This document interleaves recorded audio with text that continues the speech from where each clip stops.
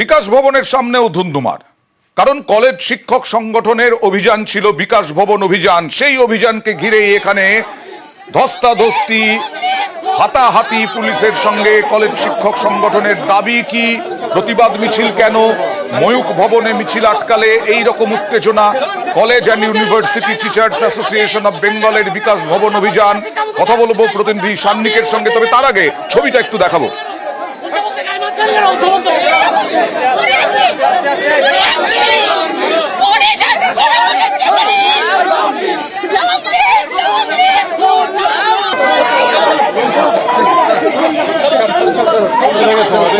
সান্নিক, কেন বিকাশ ভবন অভিযান, কি দাবি?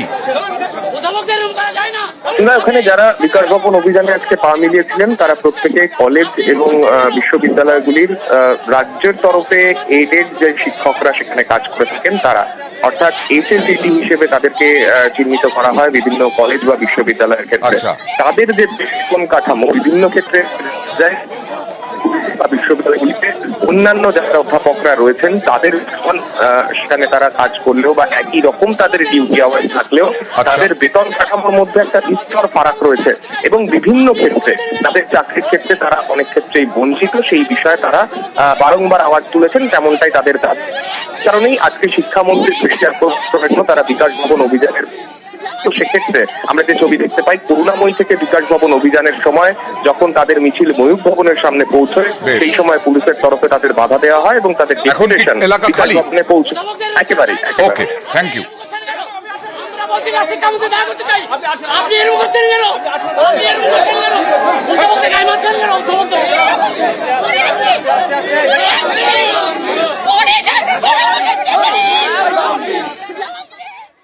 বৃহস্পতিবার এক রায়ে প্রায় 26,000 চাকরি যায়।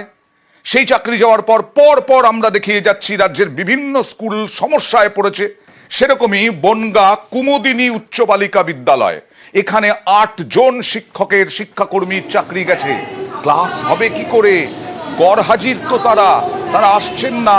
7 শিক্ষিকা, 1জন গ্রুপ ডি কর্মচারী। কোন কোন বিভাগে সব থেকে বেশি সমস্যা হচ্ছে কথা বলবো প্রতিনিধি অনিরুদ্ধর সঙ্গে। কি বলছেন স্কুল কর্তৃপক্ষ? অনিরুদ্ধ,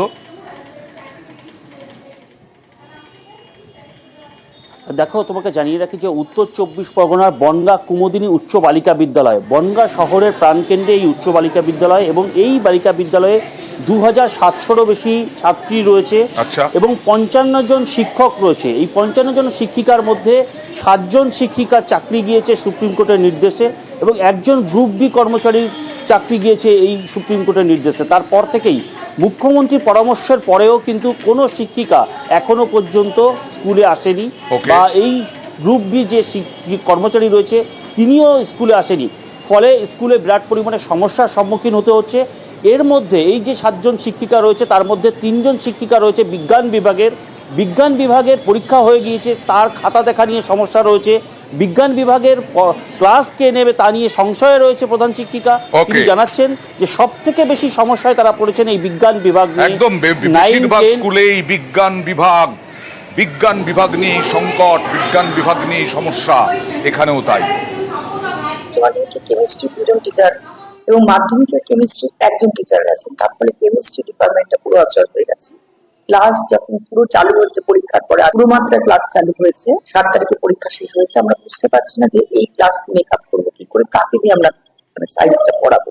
মুখ্যমন্ত্রী নির্দেশ দিয়েছেন ওরা আমার যেটা মনে হচ্ছে যে ওরা বিশিষ্ট আইনজ্ঞদের পরামর্শ নিচ্ছে বা ওরা একটা ফোরাম তৈরি করেছে, সেই ফোরামের কথা মতনই ওরা চলছে। আমরা যোগাযোগ করেছিলাম, তো ওরা সেইভাবে সুনির্দিষ্টভাবে বলতে পারছে না। আরো একটা স্কুল দেখাবো, দেখুন আলিপুরদুয়ার বালিকা শিক্ষা মন্দির। এখানেও বেশ কয়েকজন শিক্ষকের চাকরি গেছে এবং সেই বিভিন্ন বিষয়ের সামাল দিতে হিমশিম অবস্থা। একাধিক বিষয়ে 1জন করে শিক্ষক, সেই সব শিক্ষকদের চাকরি গেছে। আলিপুরদুয়ার বালিকা শিক্ষা মন্দিরে কোন কোন সাবজেক্টে সব থেকে সমস্যা, কি বলছে স্কুল কর্তৃপক্ষ? রাজকুমারের সাথে কথা বলবো। রাজকুমার, অয়নদা, দেখো, বলে রাখি যে একেবারে হাহাকার। স্কুলের ভেতরে যেমন হাহাকার, বাইরেও টিচাররা কিন্তু হাহাকার করছে। আলিপুরদুয়ার যে বালিকা শিক্ষা মন্দির, এই শিক্ষা মন্দিরে যে 5 জন শিক্ষকের চাকরি চলে গেছে, 24 জন শিক্ষকের মধ্যে 5 জন শিক্ষকের চাকরি চলে গেছে, 5 জনই সাবজেক্টের টিচার। কোন কোন সাবজেক্টের টিচার? ভৌত বিজ্ঞানের টিচার, ভূগোলের টিচার, কম্পিউটারের টিচার, দর্শনের টিচারের মতো গুরুত্বপূর্ণ সাবজেক্ট টিচারের একজন মাত্র করে টিচার ছিল, তাদের চাকরি চলে গেছে। আচ্ছা। ফলে স্কুলের প্রধান শিক্ষিকা এখন বলছে যে আমি কি করব, ইংরেজির শিক্ষিকা, ইংরেজির শিক্ষক দিয়ে আমি কি ভৌত বিজ্ঞান পড়াবো? উনি তো ভৌত বিজ্ঞান জানেন না। বাংলার শিক্ষক যিনি বাংলাতে পারদর্শী, তিনি ভূগোল কিভাবে পড়াবেন, কিভাবে চলবে আমার স্কুল? একেবারে সত্যি সংকটে, সত্যি সমস্যায় হাহাকার তৈরি হচ্ছে। দেখুন, একজন 7 বছর ধরে চাকরি করার পরে তাকে বলা হচ্ছে ভলেন্টিয়ারি সার্ভিস দিতে, এবং তারপরে আর মানে কোনো রকমের আমাদের কাছে কোনো সার্কুলারও নেই, আমাদের কাছে কোনো অর্ডারও নেই, ওদের কাছেও হয়তো নেই, হয়তো ওইটা চিন্তা করে ওরা আসছে না। আর আমি তো আর এইটার উপরে কিছু না, যে ওরা যদি আসবে। ফিজিক্যাল সায়েন্স টোটাল ব্ল্যাঙ্ক হয়ে গেল স্কুলে। ওরা যদি আসে, ওনারা যদি মানে মুখ্যমন্ত্রীর বক্তব্য শুনে যে আপনারা স্বেচ্ছা সার্ভিস দিন, সেই কথাটা শুনে ওই বাক্যতে শুনে যদি ওরা মনে করে যে হ্যাঁ আমরা স্বেচ্ছা সার্ভিস দিতে আসবে, অলওয়েজ আসবে, বাচ্চাদের সাথে আসবে। ওরা আমাদের তরফ থেকে কোনো রকমের বাধা দেওয়ার তো কোনো প্রশ্নই আসে না সেক্ষেত্রে।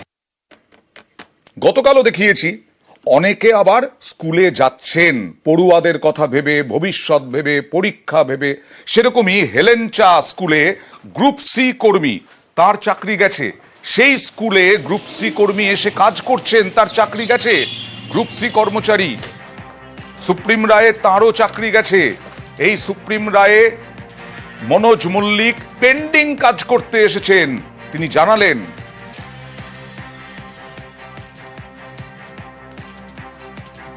সুপ্রিম কোর্টের নির্দেশের পরে আমি স্কুলে আসিনি, এতটাই মর্মাহত ছিলাম যে স্কুলে আসা আমার পক্ষে আর সম্ভব হয়নি। কিন্তু স্কুলে এত কাজ পেন্ডিং হয়ে রয়েছে, ছাত্রদেরকে পরিষেবা দেওয়ার জন্য স্কুলে এসেছি বাধ্য। ভলেন্টারি সার্ভিস করতে যাবো কেন? দীর্ঘ 7 বছর চাকরি করার পরে ওটা কেউ করতে রাজি হবে? এটা কোনো মতেই সম্ভব নয়। শুনলাম হেডমাস্টারমশাই বলেছিল যে কাজটা অনেক কাজ পড়ে রয়েছে, সেই কারণে এসেছি। কাজ পেন্ডিং রয়েছে প্রচুর। সে এসে যেহেতু আমাদের কোনো নির্দেশ নেই, সেহেতু আমরা কোনো বাধা দিইনি, এই অবস্থায় পড়ে আছে। স্কুল চালাতে সমস্যা মানে কোনো দিকেই কোনোভাবে আমরা কুল কিনারা খুঁজে পাবো না, কীভাবে কি চালাবো।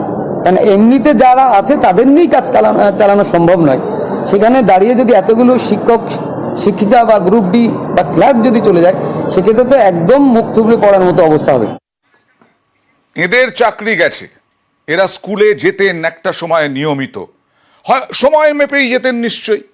আর যাদের দেখাবো তাদের চাকরি যায়নি, তারা বহাল তবিয়তে রয়েছেন। কিরকম বহাল তবিয়ত দেখুন, কটা বাজে? 11:29, সকাল 11:29। দেখুন চেয়ারগুলো দেখুন, এটা হচ্ছে ধূপগুড়ি পুরসভার অবস্থা। সকাল 11:30 উপস্থিত নেই। এই যে আমাদের প্রতিনিধি টাইম দেখাচ্ছেন 11:29, 11:30 ধরুন, ধূপগুড়ি পুরসভার এই অবস্থা।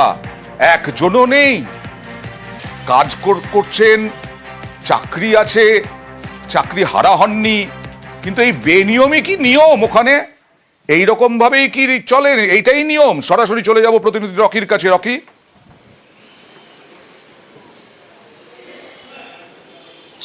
দেখো আয়ন, তুমি যেমনটা বললে বিয়ের নিয়মই যেন নিয়ম ধূপগুড়ি পৌরসভা। কারণ দীর্ঘদিন ধরে স্থানীয় বাসিন্দাদের অভিযোগ ছিল যে সময় মতো আধিকারিকরা আসেন না এবং তারা পরিষেবা নিতে এসে হয়রানির শিকার হয়। আর সেই অভিযোগের সত্যতা যাচাই করতে কিন্তু আমরা আজকে পৌঁছে গিয়েছিলাম ধূপগুড়ি পৌরসভার একদম অফিসের ভেতরে। সেখানে গিয়ে দেখতে পেলাম 11:30 বেজে গেল, প্রায় একাধিক কক্ষেই কিন্তু চেয়ার ফাঁকা, আধিকারিকরা নেই এবং যারা পরিষেবা নিতে এসেছেন তারা কোথাও দাঁড়িয়ে রয়েছে, কোথাও বসে রয়েছে, বৃদ্ধ মানুষ তারাও রয়েছে।